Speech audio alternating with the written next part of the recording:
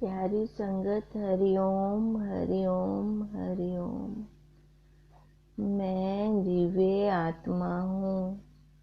मैं दिव्य आत्मा हूँ। हम सब दिव्य आत्मा हैं। हम सब दिव्य आत्मा हैं। हे सद्गुरुदेव जी, हम सबको सद्बुद्धि दीजिए। ओम ओम ओम। हम गीता कर रहे हैं, गीता की याद कर रही हैं। अब पहला श्लोक है। धृतराष्ट्र बोला, धर्म भूमि कुरुश्रेष्ठ, तहाँ युद्धार्थ जो गए। पुत्र मेरे पांडु पुत्र, सबों ने कर्म क्या किया। अब देखो, ये गीता किनके मुख से निकली है? भगवान जी के। भगवान अनंत है, उनका सब कुछ अनंत है। फिर उनके मुखार बिंद से निकली हुई गीता के भावों का अंत कैसे आ सकता है?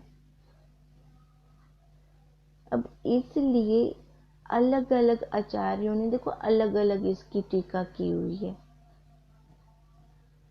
अब ये अलग अलग टीका करने का मतलब क्या है? कि इससे मनुष्य का कल्याण हो भी सकता है, हो भी रहा है। पर कल्याण कब होगा? जब गीता के अर्थ को हम पूरा जानेंगे।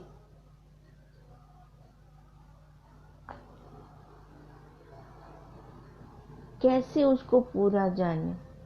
जब हम उसके अंदर गहराई में उतरेंगे, तभी हम कहते हैं ना कि ये जो गीता माता है ना, यहाँ पर हमारी सब बीमारियों का, तन की भी और मन की भी इलाज है। ये गीता माता हमारी डॉक्टर है। यहाँ पे इतना खजाना है, इतना खजाना है कि निकालते जाएं कभी कमी नहीं आ सकती। जैसे किसी कुएं से सैकड़ों वर्षों तक असंख्य आदमी जल पीते रहें तो भी उसका जल वैसा का वैसा ही रहता है, खत्म नहीं होता। अब ऐसे ही यहाँ से हम कितनी युक्तियां लेते हैं, कितना यहाँ से हम अनुभव लेते हैं। युक्तियों को जब अपनाते हैं, गीता माता में युक्तियां दे रही है, तभी बोला कृष्ण जी ने, नहीं ज्ञान अयुक्तों को। अयुक्तों, जो युक्ति को ही नहीं अपनाता उसको तो ज्ञान ठहर ही नहीं सकता।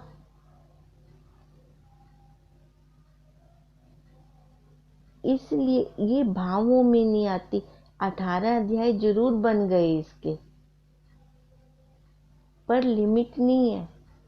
वैसे देखा जाए तो अच्छा ही है ना, 18 ही अध्याय बने हैं, ज्यादा नहीं बने। सिलेबस लिमिट में आ गया ना। ये वाला सिलेबस अगर हम कवर कर लें तो क्या हमारा जन्म मरण का चक्कर खत्म नहीं हो सकता? लिमिट आ गई 18 अध्यायों की। अब जितना गहराई में जाएंगे उतना एक एक अध्याय से कितना कितना निकल रहा है हमें खुद को भी नहीं पता। जो गहराई में जाएगा वही हीरे मोती निकाल के लाएगा बाहर। अब इसलिए देखो, धृतराष्ट्र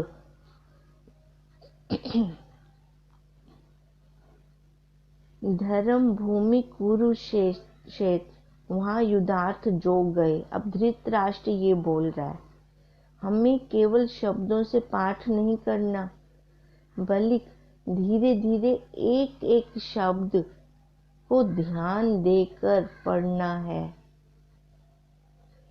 ऐसे गीता पढ़ते हुए हम देखें कितने वर्ष बीत गए हमारे, फिर हमें तृप्ति क्यों नहीं हुई, संतोष क्यों नहीं हुआ? क्या आज तक हमने गीता के 18 अध्याय नहीं पढ़े, महात्म नहीं पढ़े? पढ़े हैं, कितने सालों से पढ़ते आ रहे हैं, फिर भी वो तृप्ति, वो संतोष नहीं हुआ। क्यों नहीं हुआ? क्योंकि तब हमारे पास गुरुदेव की दी हुई दिव्य दृष्टि नहीं थी।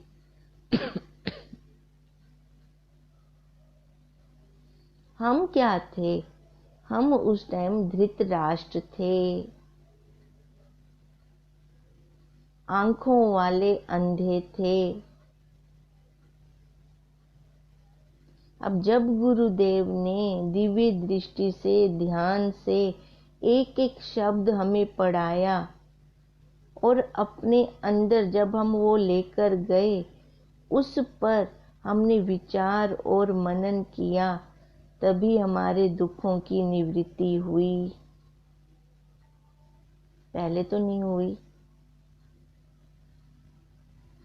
केवल पानी बोलते रहें, बोलने से थोड़ी हमारी प्यास बुझ जाएगी। प्यास लगी है, पानी चाहिए, पानी चाहिए, बोलने से प्यास बुझेगी क्या? नहीं। उठेंगे, जाएंगे, पानी डालेंगे गिलास में, फिर पिएंगे, फिर जाके हमारी प्यास बुझेगी। तो वो सारा पुरुषार्थ किया। ऐसे ही हमारे गुरुदेव ने हमें बहुत दिया, पर हमने उसे मनन करके निध्यासन नहीं किया हमने। तभी आज तक हम तृप्त नहीं हुए, तभी हमारी प्यास नहीं बुझी। धृतराष्ट्र का देखो, धृतराष्ट्र भी तो राजा था। राजा को तो बहुत अधिकार प्राप्त है, पूरी सुख सुविधा है राजा के पास, फिर भी वो दुखी था। क्यों दुखी था?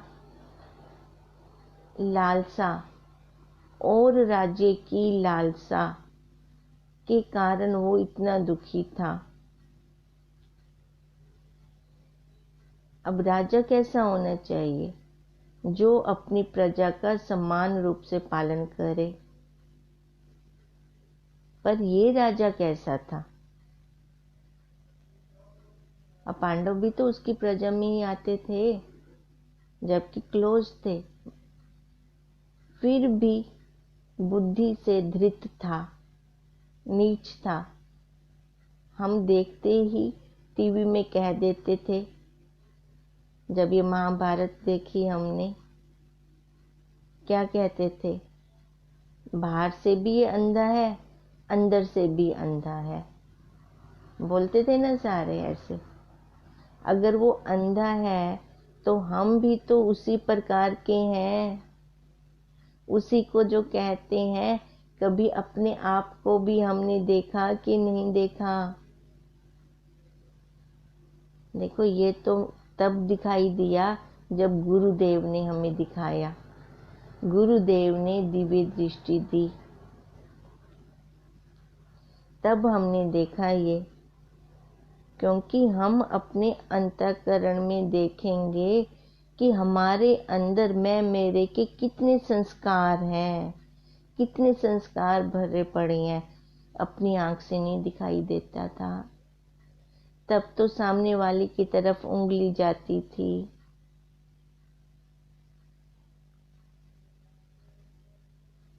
अब तो न धृतराष्ट्र बने हम।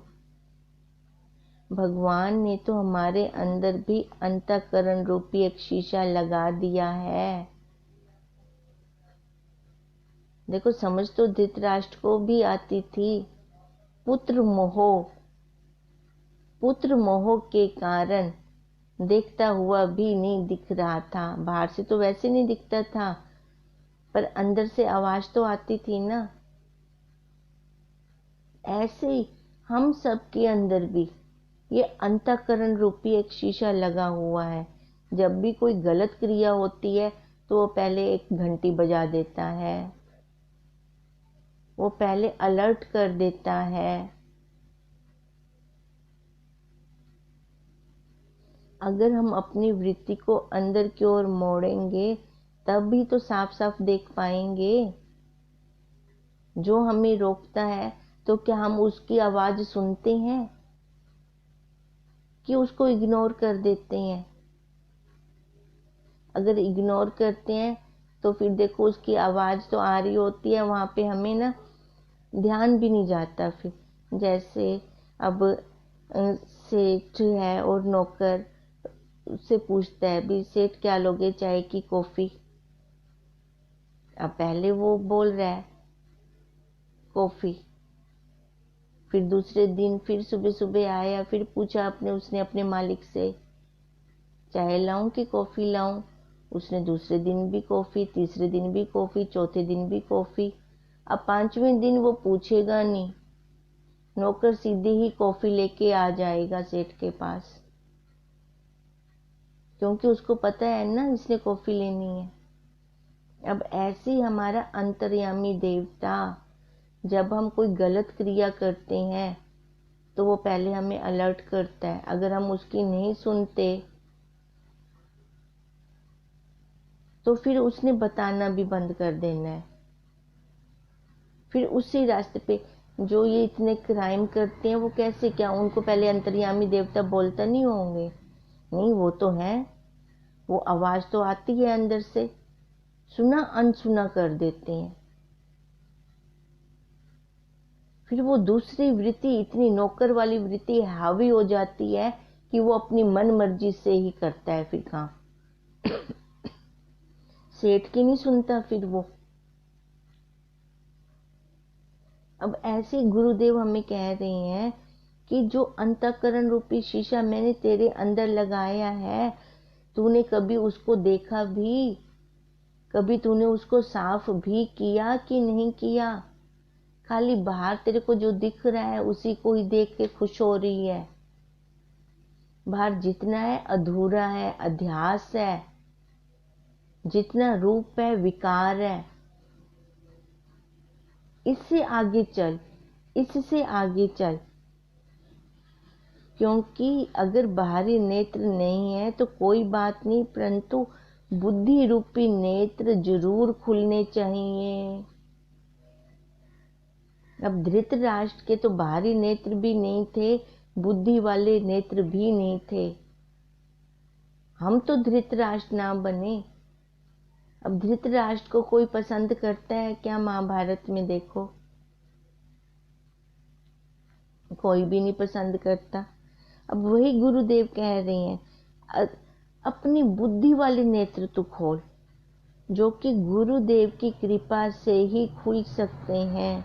अब गुरुदेव तो अमृत वर्षा कर रहे हैं, माली तो पौधा लगा गया, अब सिंचाई सींचना तो उसको हमने है ना, उसकी देखभाल तो हमने करनी है ना। तभी ये इसको हमारा पुरुषार्थ कहा गया, इस विद्या को ही पुरुषार्थ कहा गया। संसार वाले काम को पुरुषार्थ नहीं कहा गया, वहां तो 84 का चक्कर शुरू है। वहां पर तो हमने जो क्रिया की वो खाली इस जन्म तक जो भी बन गए हम, अगले जन्म में फिर से ABCD से हमें चलना पड़ेगा। इस विद्या का हमें कितना बेनिफिट है कि अगले जन्म में भी ये हमारे साथ जाती है। अब कई बच्चे ऐसे होते हैं जिनको गीता के श्लोक कंठस्थ होते हैं, अब उनकी ये पिछले जन्म की कमाई है।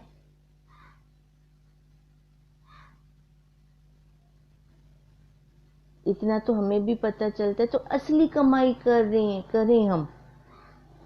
नकली कमाई जो हमारे, वो तो प्रारब्ध की है, वो इस शरीर की है, वो इसमें आएगी आएगी, पर ये वाली पढ़ाई हमारी प्रारब्ध में नहीं है। ये पढ़ाई हमें करनी पड़ेगी।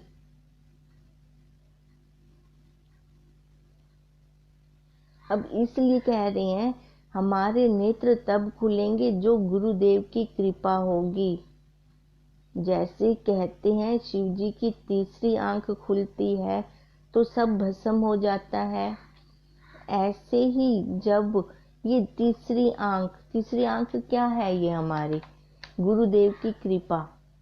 अब गुरुदेव की कृपा से जब ज्ञान रूपी नेत्र खुलते हैं तब कई जन्मों से बंद पड़ी हुई अविद्या नष्ट हो जाती है। देखो ये तब नष्ट होती है, ज्ञान रूपी नेत्र।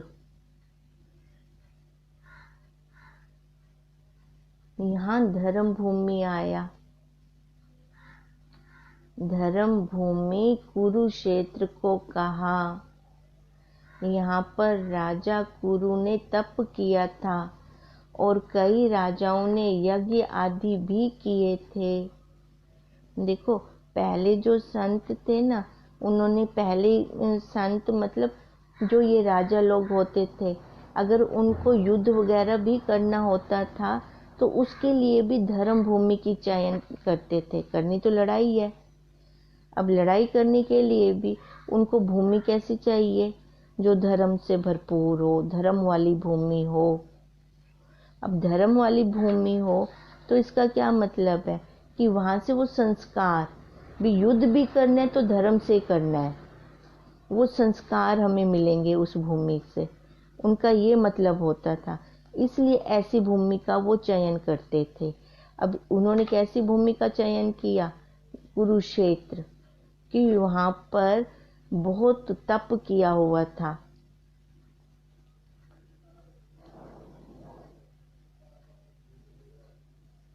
इसलिए देखो सनातन वैदिक संस्कृति ऐसी विलक्षण है हमारी ये, कि कोई भी कार्य करना होता है तो उसको धर्म को पहले सामने रख कर ही होता है। युद्ध जैसा कार्य भी धर्म भूमि, तीर्थ भूमि में ही करते थे वो।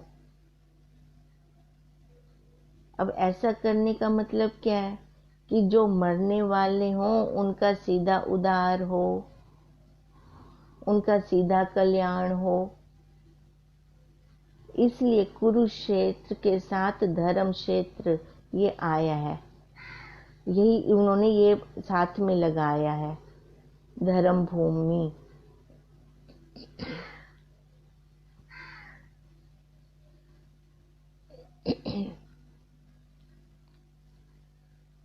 धर्म भूमि कुरुक्षेत्र को कहा है। यहाँ पर राजा कुरु ने तप किया था और कई राजाओं ने भी यज्ञ आदि किए हुए हैं यहाँ पर।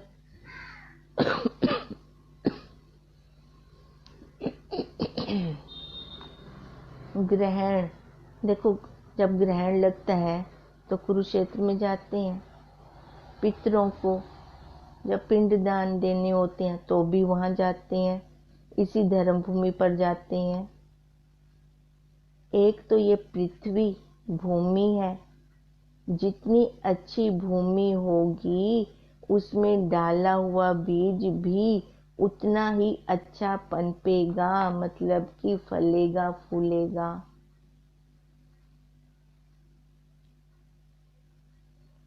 अब पथरीली कंक्रीट भूमि में अगर बीज डालते हैं तो वो नहीं पनपता।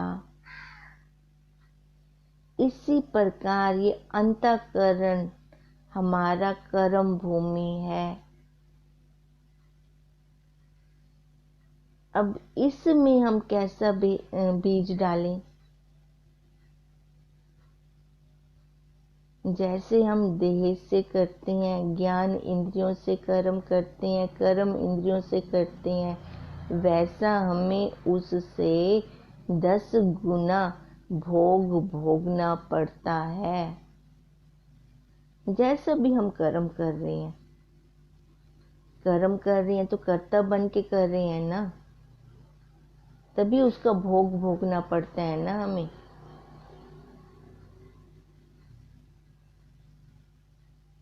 गुरुदेव तो यहाँ तक कहते हैं कि अगर इसी जन्म में कोई ऐसा उल्टा सीधा कर्म हो गया है, फल मिल जाता है तो बहुत अच्छा है, अगले जन्म तक ना जाए, क्योंकि अगले जन्म तक पहुंचते हुए इसको ब्याज लग जाएगा, ब्याज का फिर चक्रवृद्धि ब्याज भी चलेगा। बार बार गुरुदेव यही समझा रहे हैं हमें भूमि को तू अच्छा बना, अपनी भूमि को तू देख कैसी तेरी भूमि है। ये भूमि अंतःकरण रूपी, ये हमारी कर्म, हम ये कहाँ से कर्तापन लेते हैं? मन से मैंने किया, मैं उसका इतना करके आई, चाहे वो अच्छे वाला हो चाहे पाप वाला हो। देखो कर्म तो बनेंगे, पुण्य कर्म पाप कर्म भोगने के लिए आना पड़ेगा। पुण्य बढ़ गए तो स्वर्ग लोक है, पाप बढ़ गए तो नरक है, पतन है। इसलिए सबसे पहले हम क्या करें, अंतःकरण रूपी भूमि को। अब किसान जब बीज लगाते ना, उससे पहले भूमि वो अच्छी तैयार करता है, वो पृथ्वी को अच्छा तैयार करता है, उसमें खाद वगैरह मिलाता है, फिर उसमें बीज डालता है, फिर वो पनपते हैं तो अच्छी फसल होती है। अब ये हम ब्रह्म विद्या रूपी बीज इसमें डाल रहे हैं अंतःकरण रूपी भूमि में। तो सबसे पहले हमें क्या करना चाहिए, पहले शुद्ध अंतःकरण हो, बर्तन साफ होगा तभी तो उसमें दूध टिकेगा। और ये तो शेरनी का दूध है, ये सोने के बर्तन के बिना तो टिकता ही नहीं है। तो अंतःकरण साफ है। सबसे पहले मन के 3 दोष, मल विक्षेप आवरण, मल खत्म हो।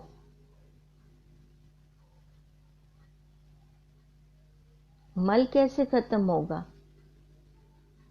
कर्म से। फिर कर्म भी कैसे हो, निस्वार्थ कर्म। वही उदाहरण, अगर मैं बीज भूमि में डाल रही हूँ मैंपन से, तो भी वो फल दे रही हैं। अगर आकर्तापन से मैंने भूमि में वो बीज डाले तो क्या वो उगेंगे नहीं, फल नहीं देंगे? फिर भी देंगे, पर दोनों के फलों में अंतर होगा।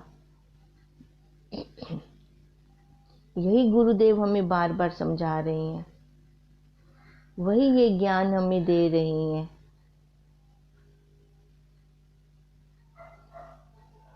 इसलिए कहते हैं कि पहले अपनी भूमि को हम साफ करें, अंतःकरण को शुद्ध करें, फिर उसमें जो गुरुदेव बीज डालेंगे वो बहुत अच्छी फसल देंगे। इस प्रसंग को कल हम फिर आगे लेते हैं। ओम तम नमामि हरिं परम, ओम तम नमामि हरिं परम, ओम तम नमामि हरिं परम। ब्रह्म स्वरूप गुरुदेव के चरणों में कोटि कोटि नमन। ओम ओम ओम।